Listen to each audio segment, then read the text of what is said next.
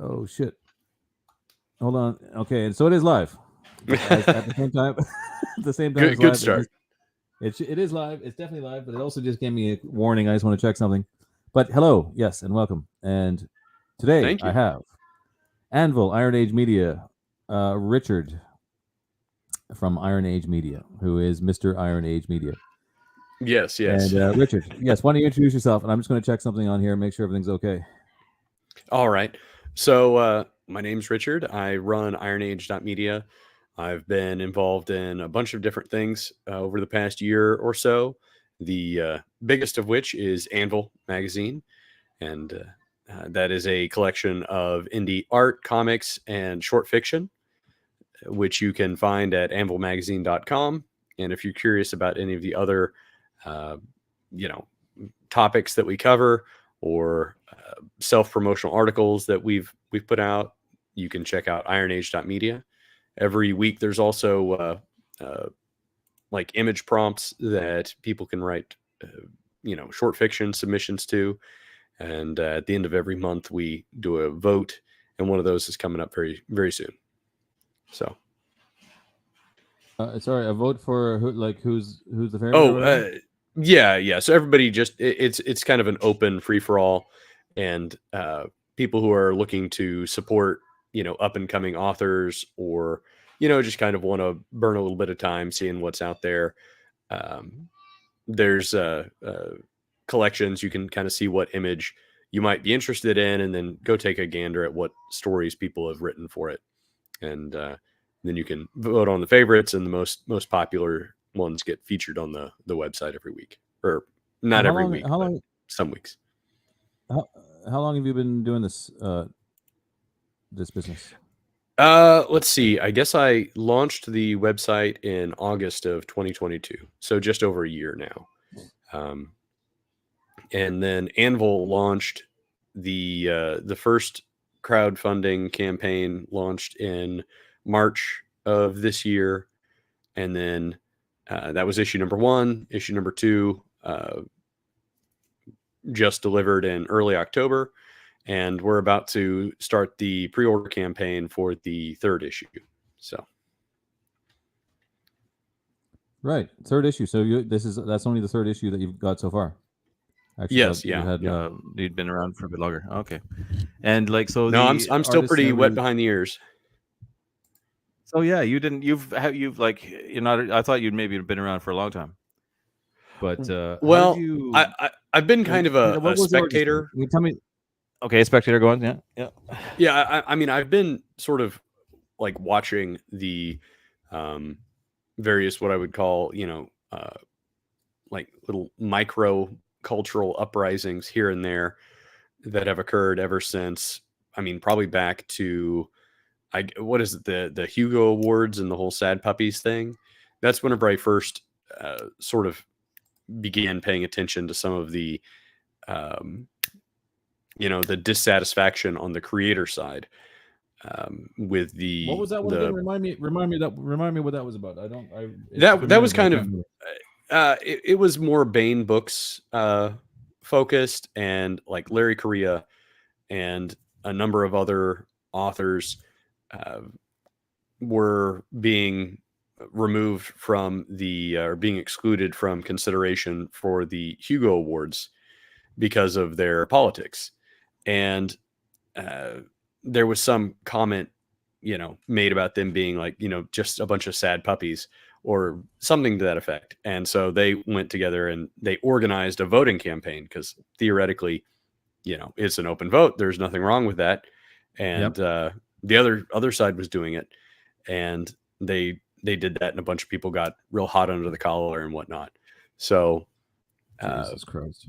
that was probably around 2011, 2012, something like that. Jesus Christ, right? So that's before even all that GamerGate stuff and all the rest of it. Yeah, it was before Gamergate. So I would say that was kind of like the first inkling.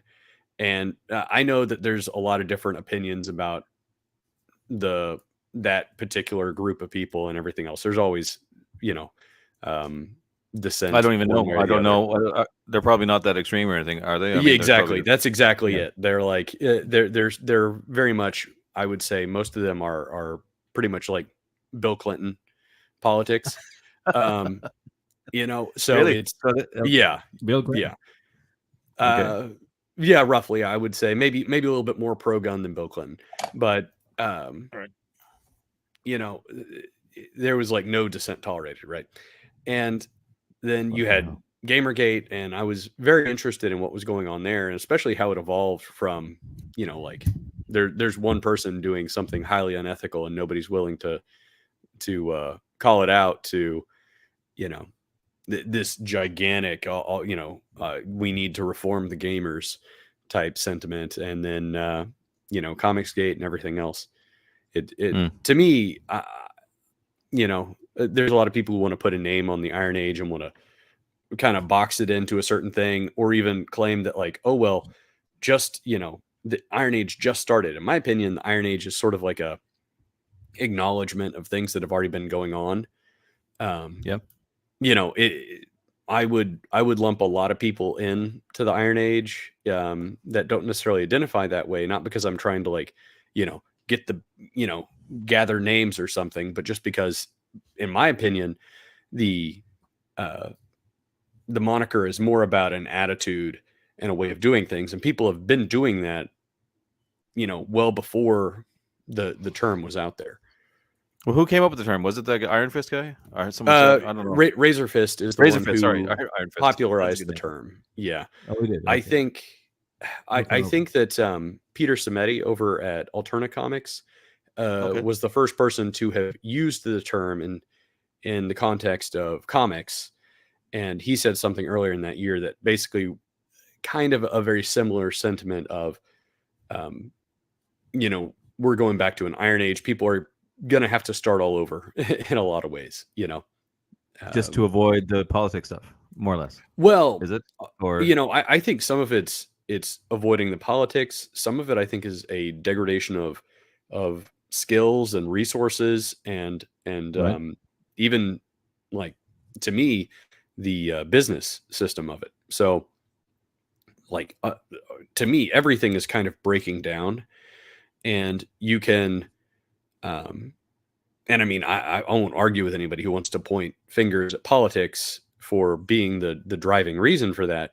But at the end of the day, it's not just the politics that are the problem. It's that there's, like, the main comic companies aren't making money. Like that's not a. And it's not just because they're politics. It's because they have a bad business um, uh, plan, model? essentially. Yeah, Right. terrible model. That's the word I was looking for. And there are a number of pieces that are just missing. The entire market has evolved away from them, and they don't know what to do. So they really are. So they're really okay. So can you see what's wrong with their model and their business wise? I mean, for me, it would be that they put their political stuff is at the forefront, and they kind of Sure. Well, I think that's part of it, right?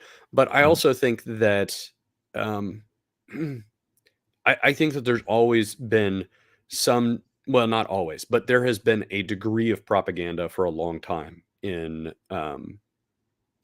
legacy right, media or mainstream art. Let's say right, put it that way, whether it be okay, comics or movies or whatever. right, But I think a lot of the competence has just evaporated out of it, right? So right, there's two problems. One is that um, it's like they're adding more and more politics to try and make up for the lack of skill, and they don't. They're that doesn't work. That's the opposite of what you should be doing. Right. And then on the other hand, I think they're also just sort of producing in a way that is not appealing to to most consumers. You look at something like, I mean, it's kind of a tired talking point, but manga and anime and all these other things, like those are blowing up in part because of a number of things beyond just not having as much politics in them. Some of them do have the same kind of blue-haired politics as Western comics, right, but right. it's less common, for one thing, and the other thing is that um, I think the accessibility, and there's usually a much more coherent story being told in these. You know what I mean? Like Yeah, they yeah, actually have a plan going forward. You know, yeah, yeah. the various mangas are, you know, this is I mean, I'm actually starting. I'm exiting my knowledge base on this. I know there's like shonen, and then which is like for boys, and then there's like ones that are for girls, and so they sort of categorize themselves, and they're like, no, this is the kind of product that we are, and we're not going to go and start putting things that are not part of that into this, you know. Hmm. And so I think even if it's done poorly, just adhering to some degree of, you know, rational meeting customer expectations does like goes a long way for Yeah. the medium. Well, I think there's like an all-around competency crisis going on as well, Yes. related to Oh their yeah. related to their politics and their hiring practice and things and everything else. So everything all together takes a nosedive with their attitude, their value system, I think. So as you were saying, that's another reason people turn to anime and stuff is they're maintaining a certain competency, if only because they're like, I would say in Japan, they're not as far down the road as we are. Or maybe they won't come down this road even. They're definitely more coherent and in terms of their competency, I'd say it's they've maintained it at a certain level. Where ours has become very chaotic. Everything's a war. Like in every company and every place like that, it becomes like a war, a power grab war for the different groups that are like become manifest and situated in the company. And Yeah. Well, and I think that the real problem is that meritocracy is largely spurned anymore. yeah, You know, yeah, it is. Yeah, and um, and part of that, in my opinion, this goes beyond media of any kind. Really, this to me goes into pretty much all major companies that are either publicly traded or yeah. invested heavily in by you know, these umbrella corps or anything else. Even, you know, if you're getting investment money, I think this begins to become true, and that Yeah. is that most companies, the upper level management is not successful by producing anything. They're successful by securing investment. You know, Right. the Yeah. stock price, you make the stock price go up. You know, number go up, good. And the only thing you need to think about is what is your next quarterly report going to be? You need to make number go up. Not, So they're making money that way. Then are they? They are actually I making mean, money. that to me, you print 80% of your money and then you give it to banks or whoever else, and then they give it to their investors. Like, you don't need to produce anything. You just need to Oh get my that god, free is that money, what's going you on? know? So they're not even. So that I didn't even think. That's an angle you've told me now that I didn't even really fully think about, and that's right. And that's even a deeper, more fundamental thing where they've lost they've lost the sort of drive and ability to even make anything at Well, all why would or you? I care mean, about how what they're hard doing. is it? I mean, you know, to be the cynic here. I mean, I personally think that there's a transcendent value to culture and art, and if you don't value these things, then all sorts of bad things start happening, right? And we can look around and Well, you see them. think anybody who sets out to be in the art world and be a comic producer would feel the same way, but I mean they used to, but Yeah, you would yeah, think that would be the case. hypothetically, Yeah, yeah. but to me, the thing that I would say is cynically. I mean, of course, like how hard is it? I'm trying to make a magazine. The Anvil is not hard, not a complex product. Okay, I'm doing it on a very Mhm. short timeline. I'm doing it with almost like no. I'm obviously no funding, but like not a whole lot of money. I'm having to do a lot of things myself. It can get tricky, right? But even just producing a freaking like magazine is hard. Now imagine like how much harder it is to build a car or to make a complete, you know, IP correct, faithful comic and distribute it to thousands of stores across the country and everything else, and sell it for, you know, very Once a month, isn't it? tiny Isn't Comics margins. once a month? Yeah. You know, Is that easier? How hard is that versus go to quarterly? Tell your board that, oh well, we're going to do this thing, and so we've actually secured investment from these people. Like it's much easier to give a good presentation and convince a room full of maybe a dozen to a few hundred people to give you free money. You don't even have to be right. You just have to be convincing for that quarter, for that year. Right. And then you can go. So, oh my God. So there's a total takeover of like the marketing people, the suits, and and like a total takeover, accountants, people like this, stock traders. I just think that you have this incentive structure in place. And I saw Eric Wag, shout out, this is his shirt, which I enjoy, talking about, ESG, but to a certain degree, it doesn't even matter if it's ESG. It's just this centralized funding apparatus that incentivizes manipulation of it. You know what I mean? You put forth a game that allows you to get rich if you play it a certain way. And lo and behold, you have a bunch of people who are really good at playing that game and nothing else, Yeah. Yeah. I was like, so how did this come about? And why is this like to make your money through the market end of it instead and not caring at all what your product is? So that's like a totally something that happened in the last, say, obviously 20 years, maybe less even.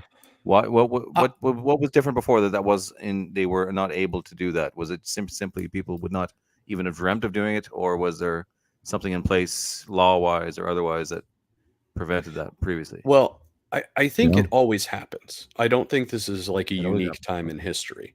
Well, I think it's a little bit unique. I think that money printing,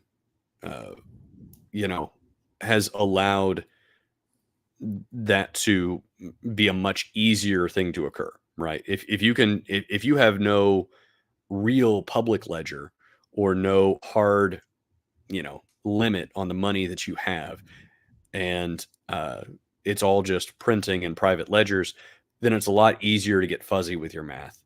So I think that that's part of the problem fundamentally. And then I think the other part of the problem is that if you look at 2008, like just money printing really started taking off. They refused to allow the market to collapse. And so when that happened, usually what would happen in like a proper Great Depression is that everybody who didn't produce something that society had to have would go out of business, and all that money would go to somebody who could make something that society needed to have, right? Mm-hmm. And that didn't happen, and there's a number of reasons why it didn't happen, but one of them is that it was beyond the realm of possible in the public psyche for it to happen. And so the Federal Reserve and the Banking Commission just made it not happen. And there were a lot of consequences for that, in my opinion. Right.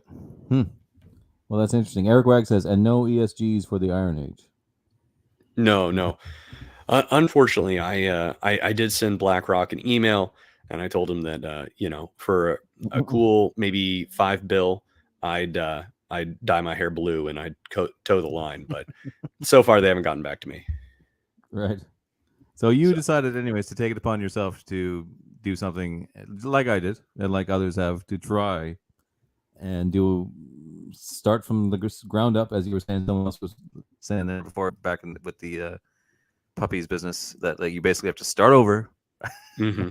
And kind of do it yourself and get on with it like this. So you decided you felt a devotion to this type of art, this genre that you wanted to contribute to. Like you write yourself? I don't know. No, you don't. No, I have very little talent as an actual creative. I paint a little bit. I did some of that back in the high school days. I took art lessons separately and learned about art and everything else. But and I've contemplated writing. I appreciate the art of it, but Mhm. it's not really anything that I've um, personally delved into. What kind of got me moving on IronAge.media, it was Razorfist's initial Iron Age rant, which was, in there he talks about who's going to be the non-woke IGN, for Mhm. example, and Right. that there needs to be this ecosystem and infrastructure around the creatives, so that you can actually form communities and find each other and do all these other things. And I kind of took a Is that what he broad said? view of Okay, that. I didn't know this. Okay, go on. Yeah. Yeah, that's from July of 2022 or so. And um, uh, you know, i- his his call for that, I was like, oh man, somebody will surely do that. And at the time, I was working on another project with um, some crypto folks, and the everything kind of hit a brief lull. Uh, and I was sitting around looking. I was like, well, surely somebody started doing this. And I kind of asked around. I could tell that nobody had actually started doing the website that he was talking about. And I was like, well, I'll just teach myself Next.js, a new JavaScript framework, and build a website while I'm doing it. And maybe something will come of it. Maybe it won't. And sure enough, it just sort of kept like a snowball rolling down a hill. It just Right. kept getting bigger and bigger from there. Right. So Anvil, is that your baby too, Anvil? Yes, yeah, that's my um, my big focus of my time, especially right now, because issue number 3 is going to be launching on Tuesday. So So you figured you'd move into print and get a get yeah, a the first and second issue have both been in print, and um, I have I've been, because to me physical media is something that's very important. We can talk about controlling the um, let's hope that the internet, gets some uh, free the internet, looks good, yeah. save everything else, yada yada. That's It fine. looks thick. I didn't realize it looks like a real kind of. It doesn't look like a little magazine. It looks like a Oh big. yeah, this is actually a, I forgot, I grabbed the wrong one down, but this is the like the proof copy, so it's not bound quite as well. But these Oh are yeah, great quality magazines. Like yeah. they're Looks good. Yeah. not lightweight at all, and they're perfect binding. So um, I'm very pleased with them, and I'm very, very proud of So it's not. the It's not quality. an Amazon deal. You print it out. You get it published. Yeah, I Published. don't run it through Amazon because of a couple of reasons. This may have changed, and I need to reevaluate. But Amazon does not appear to do really well at uh, color printing of magazines, No, I don't think they do. and You're right. Yeah. and color was something that I quickly decided I had to have, and I also looked at the margins that Amazon offers and everything else, and I went, like, even if I sell, half as many, it it's going to be very difficult to, like, I'm gonna quickly price myself out of this. It's going to be impossible to do it Right. through Amazon. Right. But yeah, there's printers locally. The first printer I had, um, they tried really hard. There were some significant problems, but most of them, the quality was very high. But there was a very high scrap rate, and I went through every single one and picked them out, and it was like something like 15 plus% that were unacceptable. And Right. fortunately, I had ordered well above what I had to have, and then the second printing, just beautiful, no issues on the printers, and so I'm sticking with them. They're going to be doing the third issue and on. So And how do you do most of your marketing for it now? Then is it just like networking and online stuff? yeah, networking, word of mouth. I haven't paid for any advertisements yet. Well, actually, no, that's not true. I paid for some advertisements with Cursova magazine, but those were for IronAge.media. So Right. Well, here I'll put when I I'll when put I an ad bought for you. If you those. want. I'll put an ad in the Aegeon Christmas special for free if you want. Oh, I would love If you that, want to man. do one there, I'm doing an Yeah, annual for Christmas. I'm trying to get it out, so I put one in there for free if you want. You may as well I give will me a take full it. page deal. Well, yeah, good man. No, no problem. Actually, Kursilva made a good tweet earlier, and I wanted to bring it up just because I thought it was good. Because Elon Musk is going to want a major update to recommendation algorithms on Twitter is rolling out over the next few days. And Kursilva guy just goes, all anyone wants is for their posts or people they follow to appear in the order they were posted, and for their posts to appear to their followers in the same manner. And I was like, yes, I hadn't even thought of it so succinctly and simply, but that's absolutely right. That's all anybody wants. It's Well, I so mean, simple. That's all. that's how Yeah, everything initially worked. yeah, You know. it was perfect. Perfect. So simple. Like all this bullshit. Well, it's like everything now. We just cannot allow that, Mm. and I don't know why exactly, but Well, because people will see frank and honest and shocking opinion, I guess. yep. Oh, and I And get unfollowed from people. I notice my following count fluctuates all the time, and then I'll come across people that I know for a fact that I followed, and I would have had no reason to unfollow them, and I'll find them, and I'll be like, how is this possible that I'm not following this person?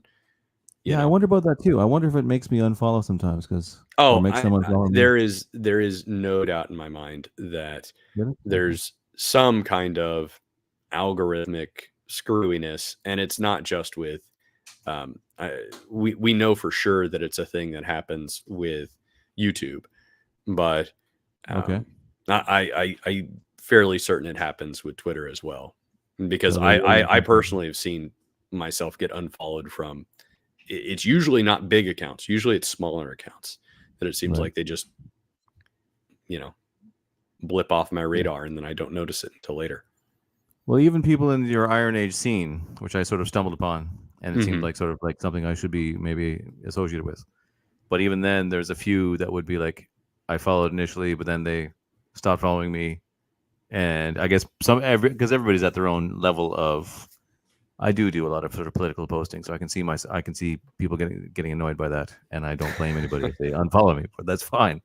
But like maybe you experience that too. Even just within the Iron Age scene of like indie authors, there'd be people that are like, ooh, maybe they don't realize there is Oh yeah, you never know. a political element as you brought it. You know, they just think it's all sword and sorcery and nothing else. But you have Well, to have that political. You have to have the political element only because not that we are dying to be political. It's just like if you succumb to the current way, the way that the mainstream is doing it, you will fail, and we know mhm. that. You just have to have a bulwark against it. Well, here's my attitude. People have there have been some people who've gotten really upset with me because I won't pronounce what the Iron Age is. I have a very broad definition, and Right. theoretically, it could include woke and lefty ideologues and whatever else, right? Conceptually, Yeah. but I, I As long mean, as they to don't try to me, cancel us and shut it and attack us, yeah, I have no I problem with mean, that. my thing is that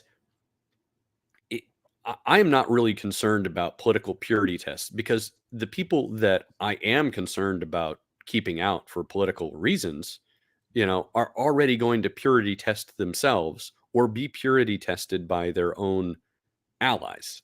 You know what I mean? So uh, I, I don't know. It's one of these things where, for me, I think that politics is a factor of things. I'm politically aware and involved to a not to a high degree, but somewhat. And y- y- it, I don't go around talking about my politics because I don't think that's what people are after. But at the same time, I'm not going to, if somebody asks my opinion, I'm not going to shy away from it. And I think that focusing on the quality of the product first, whether it's comics or stories or whatever else, um, that to me, that's what we need to be doing, because otherwise Yeah, yeah, it really runs the risk of becoming like Patriot Supply comics books. You know what I mean? It's like, okay, not to rag on Yeah. Patriot Supply necessarily, because I don't No, really I know know what you anything mean. about them. No, that's But fine. Yeah. No, I know what you mean. And I don't like see. It's weird for me because just in my own way I conduct myself in my social media is just like I post what I want to post. Fuck you, kind of thing. So I have this well, awful attitude, and I can't help it. But like in terms of Aegon, in terms of what you'll get with Aegon and reading it or anything else, I don't. I mean, I do have little sort of quasi-political editorials where I will speak freely about certain things, but I'll try to restrain myself. But like just on my Twitter alone, I kind of like to post what I want, and that is my sort of one of my main marketing, venues or whatever. So I probably shouldn't, but well, I I don't know. I actually have a I I have mixed opinions about that. I think okay. that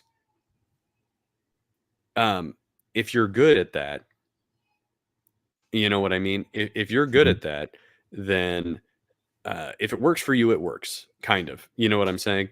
But I think there's also sometimes hazards that are associated with that. If you, Oh yeah, if you're a political firebrand first and then market a product, then you might get a lot more support because it's easier for people to signal that you're part of their tribe and they can support you by buying your thing and everything else. But they may not be like long term. They may not actually be interested in the culture. They may not get it. You know what I mean? yeah, yeah. And that's one of the things that I've seen with Aegon is that like the the stuff that I've read, and I think I only picked up number 4, and you'll have to Yeah. forgive me because I've read too many. Like I've read millions of words worth of short stories Right. because Yeah. because of Anvil, and I'm rapidly getting to the point where I'm like I have to schedule if I want to read something other than that. But Right. I think personally that's one of the problems that I see ahead for the counterculture, whether you want to call it Iron Age or right wingers or whatever else. You know what I mean? Whatever little Mhm. faction is that if it's too political, I sometimes think that it'll flash in the pan, and then people Yeah. will not actually appreciate what was being done, even if there was genuine artistry there, Yeah. and and Yeah. and they'll just move right along. Yeah. Yeah. I like. I actually intend to make it less and less Hmm. Oh, political would that as I mean that would be go. wonderful? I would love to not have to care one bit. You know what I mean? Yeah. I mean, you have to Like, keep it as long as you have it in the background so that you mhm. screen yourself from doing the other thing, the hard Well, left stuff and the yeah, you have to have principles, right? Whenever yeah. you're doing all these things, right? But the more that you can just uh, simplify things. I wish that things could just be simple. You know what I mean? Well, yeah, it's not a simple word, but for me too, like I approached it all ass backwardsly. Like I can tell you this too: if you wanted to have more success in books and publishing, you would definitely go for the nonfiction because I started Mm. out. I wrote Oh, really? my first book was nonfiction. Yeah, and I've heard other people say this as well. Generally, in terms of sales and stuff, excuse me, is nonfiction is the king, Mm. and certainly that was the case with my first book, which had a kind of political message as well. So I came out of the gate sort of political, and that book is still there and is actually still my best-selling book. But it Mm. was just my love of doing fiction and wanting to create a kind of resurgence in not in what I would consider vintage science fiction, but like I mean, it is. I have to use that term because it is really sort of what it is. But like vintage in the sense that it's harkening back to a sort of at least the pre woke era of Hmm. these magazines and things that I grew up loving, and these stories that I think are there's so much fertile ground there for continuing and creating genre and creating new ideas and things that I sort of wanted to bring it back. But like that was Hmm. a love of mine that I had to drag as many at least as I could of the fans, whatever fans I garnered from talking about art all the time, into this little subgenre world of science fiction, which is Yeah. not everyone is going to follow you. So I only a certain small percentage of them continued and showed interest in that. But it's just a hard gig, and I knew it would be. But it is Yeah. something I feel compelled to do that I know I'm good at, that I will continue doing. So, and it's fun. It's great fun. Yeah. Yeah. It really is. I I actually have a question for you, which is that some of my favorite like sci-fi period is what I would kind of classify as the pre ENIAC sci-fi, which Okay. is a term that I've only heard myself use. But basically, the stuff that was written before they really properly figured out computers. I think some of that was um, some of the most interesting science fiction that I've ever read. Is do you feel like that's also the case, or do you have like a particular Pre-computers. time period? Um, most things would seem to have been slightly better pre-computers, quality Yeah. wise. It seems to be the case across the board. Music and everything seems to have been slightly better for horror computers. And so computers have really had a great quantifying effect, quantity over quality somehow. I mean, Hmm. they've introduced new and other exciting ways to be artistic and do things as well. So you can argue that all over the place, but I would more or less agree. Yes, that's something. There was some general sort of drop in quality there. I'm not sure that it's an endemic or insurmountable thing or what it is. If we have some awareness of it, like you and I would, maybe you can get around it and it doesn't matter so Maybe. much. I don't know, but To if me, that's even go on, yeah. I just my hypothetical is that once like computers were sort of it was identified. Oh well, this is what a superconductor is going to be. You know, Mm. then it was like, oh well, now we know what the future is going to look like, and I think that was kind of a tragedy. That was a real loss on sci-fi of the um, sort of wild possibilities that were available before that. Yeah, but yeah, it was more. See, it is a twofold effect. See, when you like we were complaining about there is some kind of something happened with computers and the when that came on the scene that changed things in a strange way, and it's true. And it like there was a certain loss in what is it? I don't know, a loss in some kind of quality loss. That's you'd have to really have a long think about it, and you could write a book about it Yeah, probably. I would have to go back and That's a read a part lot that more. seems to be a part that seems to be a part though from the woke issue and the other issues that truly destroyed it. You know, as they do like destroying most things. So it's almost like in a Spenglerian insurmountable downward spiral on every front. Maybe I don't know, Yeah, but I don't know. maybe not. Maybe it's mostly just the politics thing. Maybe it just seems that way, and maybe you can. Because we are certainly fighting back. We're doing our best here. We may Well, not and have we don't have the marketing ability and the ability to reach as many people, but I do believe we're doing quality things. Like so, you know, I don't and know. I personally think that part of the problem is that we've been a lot of things have been locked into the same sort of basic formulation for 100 years, you know, and What do you mean? Like um, what? well, I mean, 100 years. well, if you look at when the last real big cultural phenomenon was, it was with the where the genesis of a lot of things were. Like a lot of fantasy was written right around the turn of the century.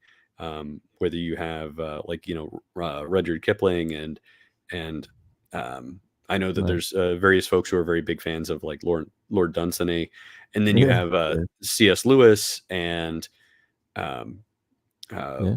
Tolkien and all Totally. these other people, right? And then you have Yeah. the pulp authors, the greats Yeah. there. Yeah. And what what happened is that a lot of those properties, those IPs, actually are what inspired everything since then.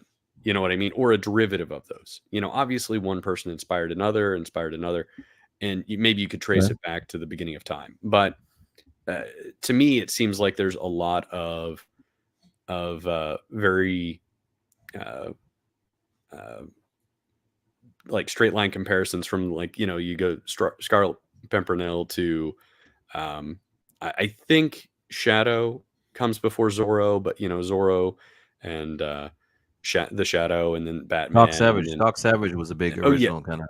yeah, and you have a lot of these proto characters that then branch out into all sorts of other things, right? Yeah. That have been around for, I mean, at least since the 50s. Maybe not 100 years, but I do think that there's been a very long Well, to me, it sort of died out around the '90s. I do think mm, the '60s had me. You can argue that had a lot of negative cultural left. They were, if anything, they were sort of hijacked by political left in a way when they were really kind of something else. They were kind of like a back to nature movement. They had a lot of very traditional primordial values in a lot of ways, but like mhm. especially the psychedelic part of the hippie movement, I believe blossomed into there was a high culture of in pulp and in art. It's not considered high culture. It's considered kind of lowbrow, the kind of psychedelic and post psychedelic era. But that kind of continued on well into the '80s, I think. Because I do think someone like, say, Frank Herbert is, I don't know, Oh yeah, he's not on par with Tolkien, let's say. But there's a lot of people like that that I were don't know. very I love he's good. Dune. You Yeah, know, I fucking love it. Yeah. I mean, I have, and I was going to say, to be clear, this isn't necessarily a slight on every single thing. I guess I did say everything kind of traces back, but I think that the core primary legacy media culture, the pop culture, traced a lot of its roots back to 100 years ago. And I think Mm, part of what has been, where you have seen innovation, it's been these outliers in things like Dune, for example, but also in new mediums. As music evolved, I think that you saw some new culture and new inspiration, new creation pop up there, and then with yeah, yeah, television and movies. And to me, I would agree that about the '90s are where a lot of things stalled out. You might make the argument, if I had more time to think about it, I might make the argument that video games carried some of that into the 2000s. mm, But just because a new medium and a new way to redigest a lot of the previous culture into unique, um, unique and genuinely new things. yeah. But I think a lot of what has come that's new is more about the medium than, uh, let's say, the ideas that are in the character. You know what I mean? Yeah, yeah. Maybe not universally, but kind of as a general rule. Well, at this point, they're clinging to whatever kind of Oh, well, certainly uh, now, yes. yeah. Now they're definitely just sort of hanging on to whatever reputation, or not reputation. What's the word? Like there's kind of symbology that had been created by these genres and by these companies. Even you can say that they sort of like just rehash and sort of try to make it into a formula they can keep selling, basically. But Yeah. they've completely lost any innovation or any ability to carry it on in a true sense, as you said, for different reasons, including the one you revealed there, where they're just kind of like gambling on it on the markets, and they don't care even what it actually does, which is, I mean, especially for a large legacy company that had a history and was well known for creating something, a character or a genre or something Mhm. popular, and just to let it go down the drain for those reasons is really so sad. To lose Oh, I sight mean, of it, what's it important it anyway. really is a shame. I mean, I understand the They've all done it. Every anger. single one of them's done it. Yeah, I mean, I understand the anger that people have, towards all of this. I totally do. It's it um, I don't know if I would necessarily say it's criminal, but it's It's that's worse than more. criminal. It's worse than criminal. You can't like prosecute them for it, but it's like Yeah, it, more it is. shamefully low than Yeah, a lot of it's criminals. almost worse. It's like taking the bones. It's like chewing out the bones of your society to make a buck. Yeah, And uh, and as you've chipped away, you're slicing off. Let's just get. I'm not going to go outside to gather firewood. I'm just going to keep shaving away this main support in my own home. I'm gonna, yeah, okay. I can get another piece here. All right, I'll take that. And then it's like when the house starts to collapse, well, I'll just leave. You know, and yeah, knowing full well that there's tons of people who are trapped in there, or even if they aren't necessarily trapped in there, they may not have the good sense to know how to get out. You know, yeah. and Well, it is sickening how many people will kind of go along with it too and not notice. That's something I noticed early on. I always felt I was quite discriminatory in my tastes. I was such a huge fan of these things. I was much more of a fan than a lot of, say, my friends, right? Mhm. Of genre stuff and cult movies and cult books and things, right? Generally speaking, I was not. Some of them were, but And so I would notice more, and I complained more. Let's say when the CGI era in films really took off and came in, I would always be whining, and all my friends were like, "Oh, you're such a grump. Like, what's wrong with you?" And you know, Just I let always people felt, enjoy things, right? yeah, this kind of talk, right? But so many Mhm. people just go along with it, and then eventually, like 10, 20 years later, then they're agreeing with you. And it's like, Mhm. okay, well, do you remember? They don't even remember the time, all the complaining you did back when it started. No. But it's just sort of like most people kind of go along with it and don't realize, they realize too late. As long as there's the impression of something they feel they can recall, like look at Star Wars. Look how much they've milked Star Wars into the ground. Oh, Like yeah, what a that great what a great thing it was originally. The first 2 3 movies were so good. mhm. Like, and then to kind of just there, everything since then is just um riding on the coattails of that impression that those movies made and the little glimpses and ideas that they came up with. Everything. There's not a single decent idea since then. Really. I Mhm. mean, people might argue people that like his prequel. I I didn't mean, like the prequel obviously at all. Baby Yoda, right? That's the real Oh winner. fuck. Yeah, yeah. That's the only thing that's left of that thing. Fucking No, hell. I think to me, part of this also goes back to the structure of our current society and culture, and that is that. I mean, I, I took numerous years of art lessons, right? And I mean, I learned how to Why did competently. let me ask you, why did you study art if you didn't feel you were a creative Oh, person? I Or mean, did you I enjoyed it basically, and I liked doing art, and my grandmother was generous enough to pay for the classes, and Mhm. my parents were kind enough to take me, and I was, I guess, enough of a nerd to do it instead of Yeah, goofing off every night, for or one night a week, uh, right. for however often, and I mean I think that I think back to my education, right? And in those classes, I enjoyed doing it, and I say that I'm not really an artist, not in the sense that I'm apathetic about art, or you know what I mean. Like I don't have any Yeah, desires, but I just don't feel like I have any kind of skill level to really say that I'm an artist in that regard. right. Um, eh, but a lot of that is a gaining an appreciation and an understanding about the various mediums and the uh, these various masters that came before us. And a lot of what we would do is, all right, well, here's this famous piece. We're going to replicate, not the whole thing. We're just going to paint this flower, the vase with a bunch of flowers in it that's in the background, because Right. you guys probably don't have enough attention span to do anything more than that. And Right. it still captures the quality that this person put into it, and the techniques that they used, right? So we do that, right? And just doing that, I think, creates a understanding that you can't get from reading or watching a YouTube video or something else. And I mean, at the same time, I was going through middle school and high school, and I was, they forced you to take electives, and one of them I took was art, and it was like eighth grade art or something. And this Mhm. teacher, I mean, they didn't know anything. They genuinely did not know anything about Yeah, I know, yeah, I anything. know, yeah. Nothing, yeah.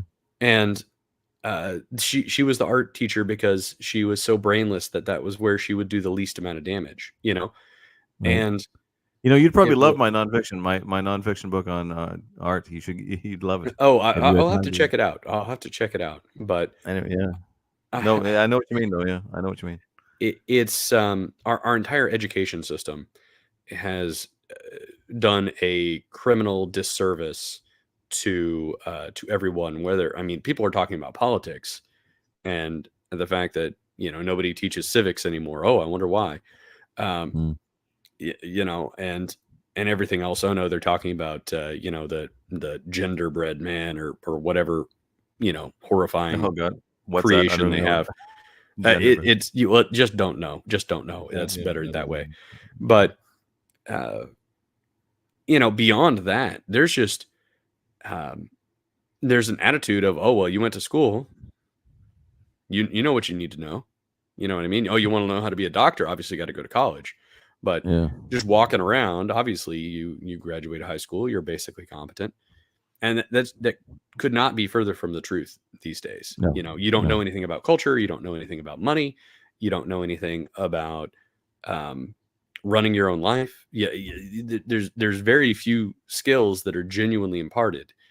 Um, Yeah. Even if you were to strip out all the indoctrination of a political nature, it wouldn't make it better. You know what I mean? It would make it a little bit better, but it wouldn't fix the problem, I think. Yeah, there's certainly a rampant credentialism too that these days, where it's like, oh, I have Yeah. this, like, and like, the people that really do not know anything about anything, they cannot do anything, but there's just like, oh, but he is and this is his label, and he's the Mhm. one to do it, and it's kind of, it's quite ridiculous. Yeah, it's amazing that, like, especially in professional scenarios, I would see this all the time, like the type of people that end up in charge of you for things. Oh, And they yeah. don't know what's going on. They don't know anything about any of it. They just have this credential and they have a bossy attitude, Mhm. and that's really not much else. Really, not a lot else. And I don't. Yeah. Being as old as I am, I can really notice in the world that how much that sort of thing has declined, and like that has become more rampant. And because I remember how it was before, and it was much more like, just in terms of, I'm just talking about work stuff now. It's not really much. It's similar though. It's to everything we're talking about. It's like you would go into a job, your sort of white collar office job or whatever, and it would be like much more relaxed. Everyone was there to do their job, and you had to work hard, but everybody would treat each other based on what you would see of them and the work they would do, kind of thing. There was a bit more. Mhm. There was more camaraderie too. It was more like you were in a gang and you were doing your best. And you were all together and you would joke around more. Everyone could have Yeah. more fun at the same time. But gradually, that eased into this stiff and bizarre thing we have now. Like I said, that's more credentialist, and at the same time, you're getting bossed around by people that are totally incompetent. Yeah. And it's just like a bizarre charade of what it should be. There's no even goal. There's not really concrete goals for Oh, these companies. sure, It's sure just there like, is. Sure there is. It's just like I said, the concrete goal is that the concrete goal of middle management is to stop right, bad information from getting past them. They don't even have to solve problems. They just need to right, stop the information from transmitting past their level. right. And Amazing. because to me the fundamental structure of almost every company now is you have the board, and the board cares only about stock price, Yeah, and the C-level employees have to talk to the board yeah, and give them good news or bad news.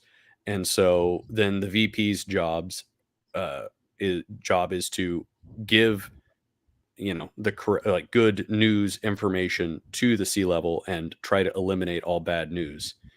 And um, not knowing about bad news is almost the same thing as getting rid of it. And so that effect just trickles down. That's the entire purpose of, I would say, most management in most companies. amazing, amazing. Here, Eric Wag says, "I do my best to keep mum on politics, but it comes out sometimes. Had one guy upset over a based book sale. I guess obviously over the word based alone. Yeah, it is amazing the people that will flip out on you. I had one guy come on, and for all the posts and all the crazy shit I might have put on there, all he did was see. He was a fan of something or other. Was it the books? I can't remember what he was on about. Just some kid. And Hmm. then he saw that I was following a certain account that I don't even like I don't even give a shit about, really. Something stupid, like libs of TikTok or something stupid. Yeah. He just saw I was following this account, and he absolutely lost his mind. He's like, "Fuck you!" Like, he left probably 10 messages like insulting me over this. I was like, "Holy shit, kid! Like, just calm. This is insane. Like, you would go Uh, into such a frenzy." yeah, people uh, people have so little control of themselves these days that I don't understand it. I don't like to be you know I like to have control of myself and my future to the best of my ability, right? But I think Yeah. that there's a lot of people who um like almost, I know old Jordan Peterson used the term ideologically possessed. And I think that's, you say what you will about the guy, but I think that's a dead on description for a lot of these people where they sort of just turn over their decision making to an ideology that they think is going to keep them safe. And um, then they just want to comply with whatever they just try to act that out, and that becomes their decision making mechanism. Yeah, well, they certainly are very effective agents of it. I mean, for him to like say Yeah. freak out and leave me 10 messages, like outraged, like attack, attack, attack. That is Mhm. really what they do. They don't. It's not like they just keep quiet, or they are compelled to attack over it, which is like, It's really very effective as a cult or as a meme that infects their mind. which is really what it is, a kind of infection of the mind. But it's Mhm. very, it's a brutal one, absolutely brutal. Eric Wag also says J.D. Cowan put forward the idea that after the 40s, technocrat communists increasingly got control of pulp and the SFF market and ruined the fun. I don't know what you know about that. I don't know J.D. Cowan. Do you? Yeah, he's actually in the second issue of Oh, Anvil, and he's written a number of pieces of fiction. I'm trying to remember what his series is. He has one in particular, but he's a talented guy, and I would be curious to see his argument there, because I don't necessarily disagree. Lord knows that the communists were extremely active in every other social area in the 40s. So yeah. There's probably a bit of that, but I mean, even Like my favorite science fiction author of all time was communist. Well, I don't know what he was truly politically, but he was behind the Iron Curtain. It was Stanislav Lem in Poland. He wrote during communism. He was my favorite of all time. So interesting. that is interesting. But I do think it's more for what we are dealing with. It's more recent, because even when I was younger, these fantasy and sci-fi were still very good. I thought, definitely in my own lifetime, let's say. Yeah, Certainly, and I would say also Gene Wolfe yeah. has been somebody who I I don't know if I would put the Is he? oh What is he? A Lord. communist or something? Is Gene Wolfe? I don't know. No. He's Okay. he's not a communist at all. Uh, I was thinking about like Frank Herbert and more recent fiction authors and science fiction authors. It's the book of the new sun. That's what it is. I was trying to remember because it originally was Oh, released as like Shadow of the the book Torture of the stuff. new Earth. Yeah, yeah, and yeah. whatnot. And I thought those were like I'm a big fan of Gene Wolfe. Oh, they're incredible. Hey, do you want to hear a good story? Absolutely. The latest Aegeon, the Halloween special was beating out Gene. I made #1 on the science fiction short story Amazon list or whatever, and I Wow. beat out Gene Wolfe and what's his name? He's actually a communist. Alan Moore, Oh, who's really? famous. Yeah, I was beating both of them for like several days. Anyways, 4 or 5 days. So that was good. That's a feather in your cap then. Yeah, I was like, my direct competitor was Gene Wolfe. He was #2, and like he's slipped back into #1, I think. Or no, someone else has taken it now. But we're still in the top 3, I think. Well, that's But good. That's good. I was like, I'm competing with Gene Wolfe. This is amazing. Yeah, that's a good feeling, if Because I mean, nothing he's a else. legend. He is a truly, truly a legend. Like Gene Wolfe, my God, Shadow of the Torture was one of the best things. Mhm. He had such a weird way of writing, where it was like he would Oh, surprise the yeah. shit out of you. He would like you'd be reading it, and all of a sudden he'd drop a line, and you'd be like, "What?" And you'd like kind of read past it, and then you'd have to go back and like think about it for 10 minutes.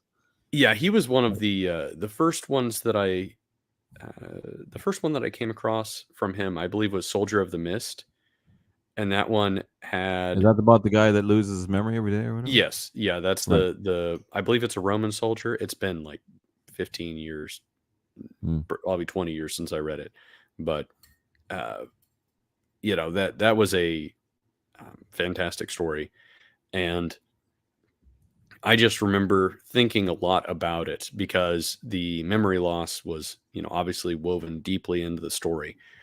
Mm. And um, I read it in high school, and it was one of the most difficult reads next to like what is it? Zen and the Art of Motorcycle Maintenance. That All was right. I never did read that. I always meant to, actually. it's a really interesting book. It's as I've read it since I've gotten older, it's definitely an easier read because I sort of just compartmentalize a lot of the rambling, and you're like, all right, well, if I want to really break into this rambling and try and parse it for some, minute piece of knowledge that, might make a good piece, then I could do that. But also the gist of it, once you've read it a time or two, it's like, oh, this is a lot quicker read, a lot more easier to digest in pieces when you're sort of already um, prepped for it. But yeah, I definitely recommend that book. It's a strange one. Mm. Yeah, I've always meant to read it. I had a friend who always told me to read it. And it was his dad, actually. When I was growing up, I had this friend, and his dad was a real hippie to the point that I recall one year his dad famously just basically shaved his head and did nothing but play the flute for a year. I remember that. Okay. Yeah, but he was always his dad. He was a good guy, like philosopher kind of a guy too, though. I mean, he did a lot of acid, but he was always telling me to read that book, and actually, he would always recommend the science fiction author Norman Spinrad, who I never did really read, who probably is good actually. Those were his favorite things. He was always telling me to read. But in terms of Mr. Wagg's question or postulation about the 40s technocrat communists, yeah, they probably did have an influence. But I do think it's more recent. What's really happened, at least politically, is quite recent.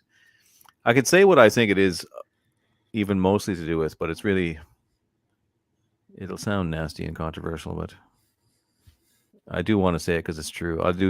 Maybe I can say it Well, sneakily or I'll somehow. disavow. And how You about disavow. That? Well, frankly, I think it's a lot. Well, it's not entirely this either, but at least at first it was really. I felt pushing and insisting that there must be more women in these roles and more women authors, and that it wasn't something that. And certainly, sci-fi and fantasy was sort of like prog rock and metal was really not their cup of tea, and I don't know why they suddenly were insistent that they must be involved in it. Like when I grew up, it was something they would laugh at you about. You're like, oh, you're reading your horror and sci-fi again, and they'd think it was like, oh, you nerd, and and all of a sudden, oh, they all want to be involved in it, and it's not entirely the reason or anything like that, but I do. Well, first of all, I disavow your awful statement, but okay. Secondly, I think to me it's a kind of a has nothing to do with science fiction or horror or anything. It has to do with everything, right? It's just simply the existence of something that is not theirs. And I'm not necessarily talking about just the just women necessarily, but Well, there's good women authors. They're great women authors and artists, so it's hard. You can't just. But like the fact that they want to put you have to have a quota of women now, so you must have half or 25, a certain percentage of. So they just kind of like that. That was a big part of it. I felt like. I think that the reason that exists is to create openings because they feel that they would be better able to compete in that category. You know what I mean?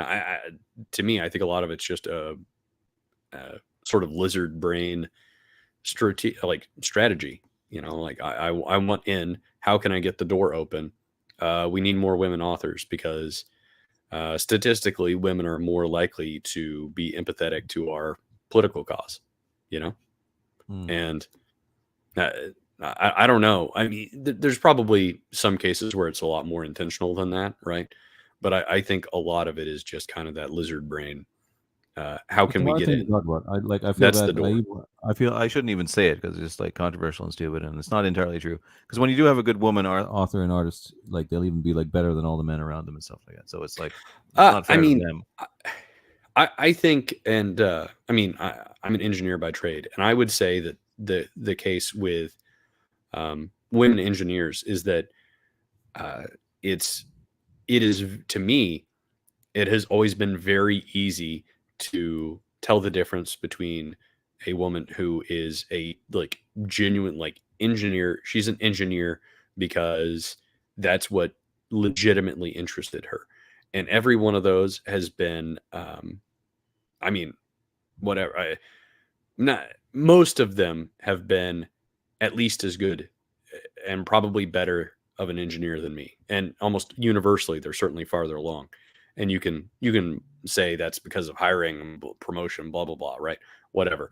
Regardless, those women in engineering who were genuinely interested in it, like never any problem with them. It was the uh, ones who were in some of the looser disciplines that were, kind of a soft engineering or engineering adjacent.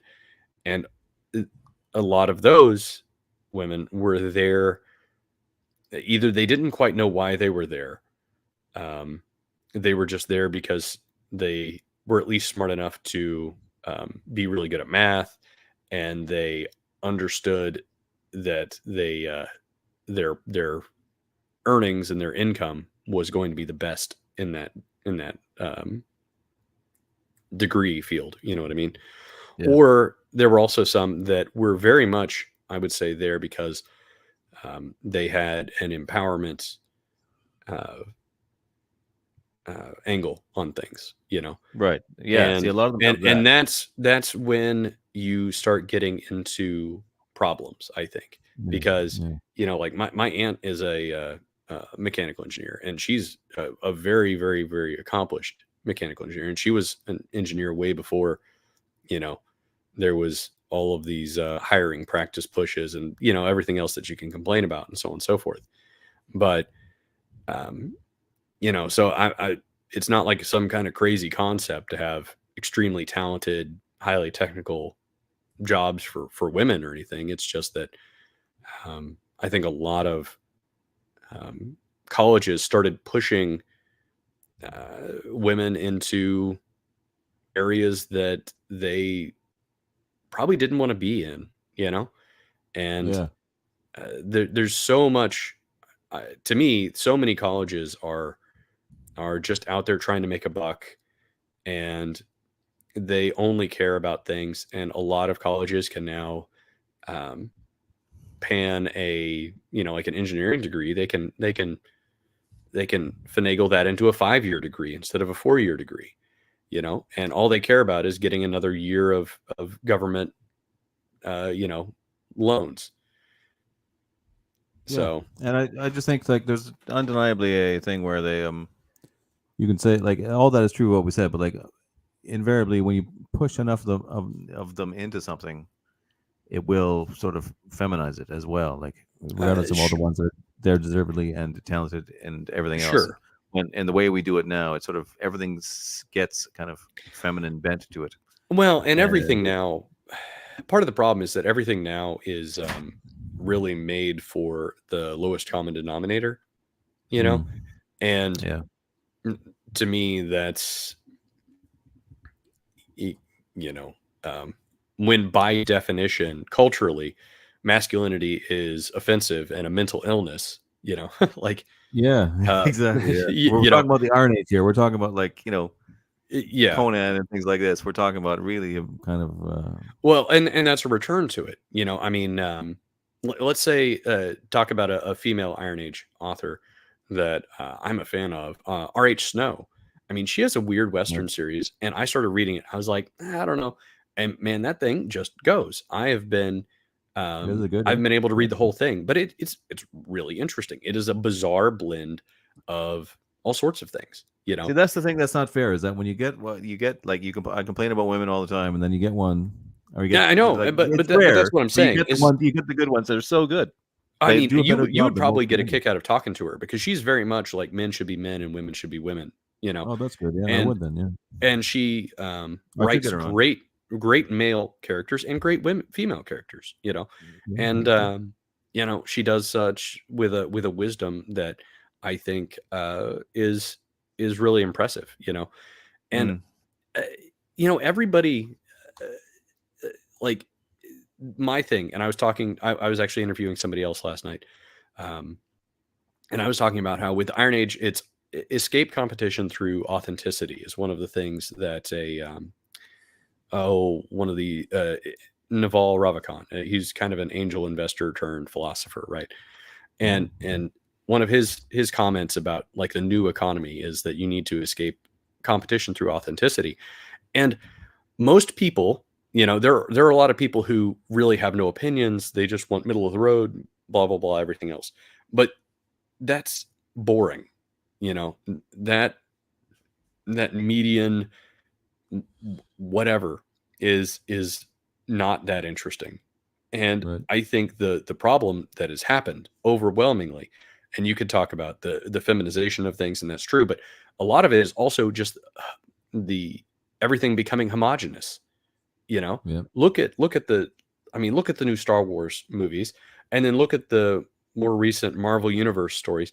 And if you like kind of squinted your eyes just a little bit and bleeped out the names of certain characters, are there really that many differences? I mean, No. everything's the same slop, Yeah. and so I'm not going to argue that it's at times very feminized slop or whatever else. But the problem is that nothing is authentic. You don't have men going out and writing like No, sword it's true. slashing things. We've You moved know, into another bracket, another whole territory of problem where it's all encompassing and all around us, and everything's dissipating, and it's not. Mhm. I just like to bring up the women thing as really that's something that happened in more intensely around the turn of the 21st century and up to more recent times. That was like most people try to avoid it and don't mention it. I just feel like it was a huge factor in what went on culturally at that time. But you're right. You're right. In terms of where we're at now, we're beyond that. We're well beyond that.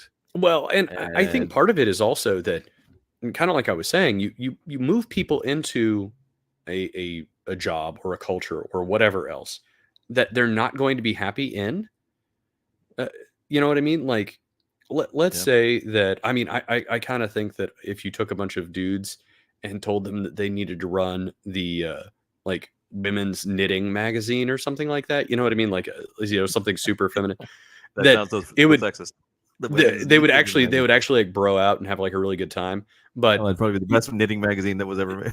yeah, right. You know what I mean? But let's say that they weren't allowed to have a good time with it.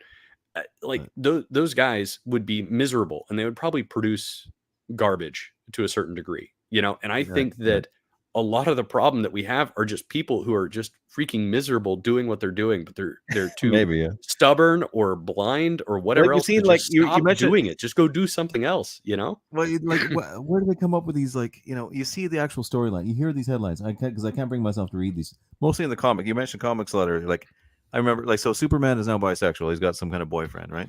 This kind of Yeah, thing. his Or like son or something. Years I ago, don't even. I remember seeing an Archie. like as though I hadn't read Archie for like so many years, but like one of the last times I paid attention to some an Archie comic, I heard that he was shot by a right winger defending his gay friend's gay marriage. This is Archie. I was like, what the fuck is this? It was insane. Propaganda, extremely Holy shit. like poorly handled propaganda. Yeah. So it's just like, okay, this is crazy.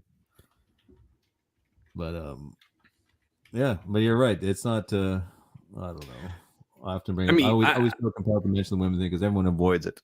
But then like it's in the end, it's not even that big. Yeah, you're right. Everything is kind of like I mean, listen, if you're you could wanting take to all the write, women out of it now, it would still be wrecked and ruined by all the yeah, weak sure, simpering men that are left. exactly. wouldn't do We're anything. beyond that point now. Listen, do Yeah, I we're think well that beyond it. that you should that you're going to get your absolute best, uh, like ultra masculine, Conan clone or something else by putting 100 random women into a room and saying, all right, write an awesome Conan movie or something. Like, no, it's Yeah. gonna suck. You know what I mean? But like Yeah, that's right. that's certainly true. Yeah, right. That's a great analogy. Yes, it is true. It remains true. Yeah. It's not for them. It never was. All the stuff that we're all this genre, most of the genre stuff was made for young men, really, Hmm. wasn't it? I Oh mean, it yeah, really was. if you go back to it, that's exactly who it was for. Yeah, it And was like going, nerdy men for young nerdy men. Nerdy is in basically intelligent, yeah, well, and to wrap it back imaginative. around to the manga thing, I think that's fundamentally part of what's worked for um, some of that culture, at least in terms of preserving it a little bit against the kind of corrosive effects of a lot of modern attitudes. Is that they were like, instead of one day just deciding that all of these, like all genre fiction is now, except for romance, like all genre fiction now needs to be for everyone. You know what I mean? um like I, that I think was a fatal miscalculation, and it's Yeah. had some, obviously some very terrible effects down the line, because then it just, everything, like I said, lowest common denominator, everything moves toward gray goo slop. Yeah. Yeah, gray goo slop. Well, they don't. Yeah, it's very odd. So many the conflagration, just the spiraling combination of problems makes it seem Hmm. so overwhelming. But again, it's perfectly fine. All we have to do is sidestep out of it and do what we're doing. We may not get a huge audience or anything, Well, but I was pretty.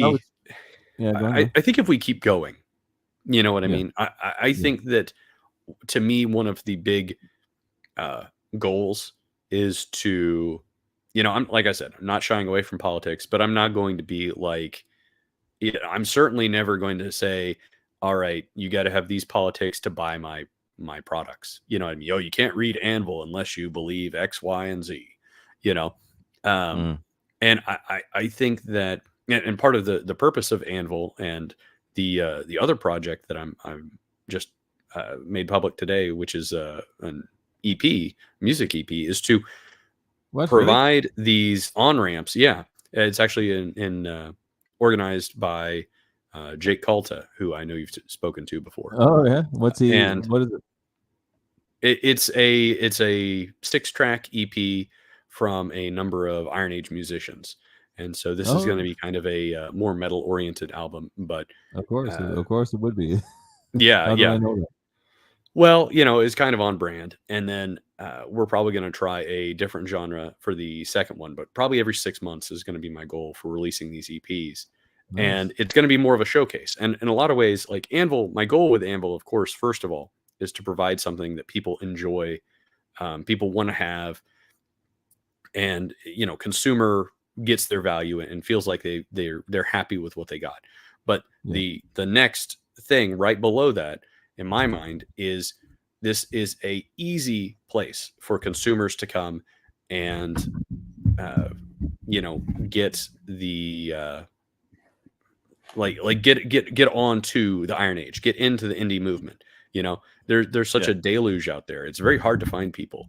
And so if you want quality fiction, or you don't really know what you want, you can pick up Anvil and just kind of flip through it, and you'll find at least a couple stories that interest you enough that you are, then at the end of the story, there's a blurb about the author and a QR code to take you to whatever website they have, and you can then go buy their works and keep supporting those people.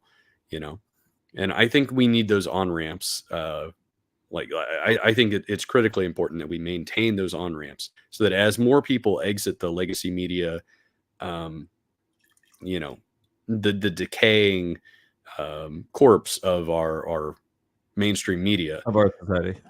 you I know, mean, media. Yeah. yeah, Yeah. that they have somewhere to go, and they're not just stuck wandering around and have no idea that there's even new people out there that are producing stuff that they would enjoy. Yeah, well, that's great that you have a place for everybody to come to and to branch into music like that is such a good idea, actually. So Jake Well, came up with that idea because yeah, and the he's been kind of like the project lead for that, um, cat herder to a certain degree, and there's other things. I'm determined to keep moving into different forms of media, because I think that overwhelmingly one of the big successes and one of the major things that the mainstream has done well, and has previously done very intelligently, is transition across different mediums, right? So they'll have, they'll have not just Star Wars, the movie, but they'll have Star Wars the video game, and Star Wars the toys, and Star Wars the T-shirts, and Star Wars the whatever else, right? You know what's very good And with this is Dave Martell. Dave Martell is always doing either like trying to do a movie or a game or mhm. something. And like I actually have a musical thing I'm trying to do with him. I have it like mostly, well, not mostly. I can't. I'm having trouble recording my drums to a degree that I'm happy with. But I have a musical thing I'm trying to get working on with him that maybe we can put on your Anvil thing at some point. I would love that. But yeah, he's good with all that. And I do a little bit too. Like I have to do now. Someone's approached me to make them. Some heavy metal band has approached me to make them a video, and I have to do a werewolf transition somehow. I have no fucking clue how I'm going to do it, but I have to do this for him. So there's always these kind of little. There is this little cross fertilization of various media creative projects always going on. Yeah, well, and I think that by having all these different entry points, hopefully we can start collecting. I can start funneling more and more people into this space, because just because you listen to some music and you're looking for indie music, maybe you might enjoy reading some short fiction and comics. There's a lot of people who are like, short fiction, like what? And I'm like, yeah, short stories. You've heard of these, Oh yeah, I guess so. But I don't know when the last time I read some was. Well, give it a try, And Yeah. Usually those people are. I usually get one or two responses from the people who I know in real life that I've shared this with. It's like either they're like, oh man, I actually really enjoyed that. That was really interesting, and they start revitalizing that, or they get to the point where they're like, yeah, I don't know, I can't, they're not invested, they're not interested in reading, you know what I mean? And I think that's a shame, but at the same time you kind of have to meet consumers where they are. And if I could produce stuff that meets the needs of various consumers, and at the same time brings more and more people into the Iron Age, or at least into the broad indie movement, and this new culture where people are actually focused on creating things and making quality work, then I'm not too concerned about what the why they're interested, as long as they are. Yeah. Well, that's great. You're doing a good job. And it's good to finally talk to you about it all and get to the bottom of it. Yeah. I have to get off because I have to do something else now in about 10 minutes or so. Yeah. But all right. Well, man, I really appreciate you talking to me, and thank you for having me on. Yeah. Is there anything else you want to say or plug quick before you go? Yeah. So issue number 3 of Anvil magazine will be launching on Tuesday, November 14th, as will the EP project First Strike. And you can find out about both of those over at anvilmagazine.com. If you want to read up on various other things that are going on in the Iron Age, or take a look at some of the prompts and the other voting that is going on every month, check out ironage.media. And if you want to follow me on any of my other socials, whether it be Twitter, Instagram, or YouTube, all those can also be found at ironage.media. Great. And excellent to talk to you. And we'll talk again maybe soon about all this stuff and see how everything's going. Now, all right. Rick, Thanks, sir. I don't know what I did there. Rick D put on a member thing, and I added him as a member. I don't know what the hell I did. Oh, he sent me $5. Well, thank you, Rick. Have you got a quick good name? Good name.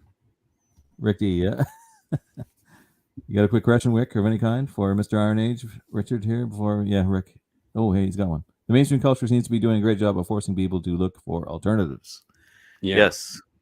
And Yeah, if I only think if we only just need had to a hold larger, on. yeah, they need to hold on. Well, we need a larger way to get out, to get our, to get. We just need. I don't know what we need, but We need a lot of yeah. different things, and we need them all right now. Well, mostly You know? it's like marketing. Yeah, mostly it's like marketing, needing a larger voice in the on the scene somehow. I don't know how we do it, but I think that I'm optimistic that 2024 is going to be a good year right. for indie. So Oh, okay, yeah. Well, it's been going well so far. Like I said, that last one of mine did like better than any of them by a good bit. So that was a good indication. Maybe we'll see. We shall see. But anyways, Richard, thanks for talking to me, thank you. and I'll talk to you soon. All right, thank you. And thanks, Rick, and thanks to everybody else. All right, bye for now. Millions must buy.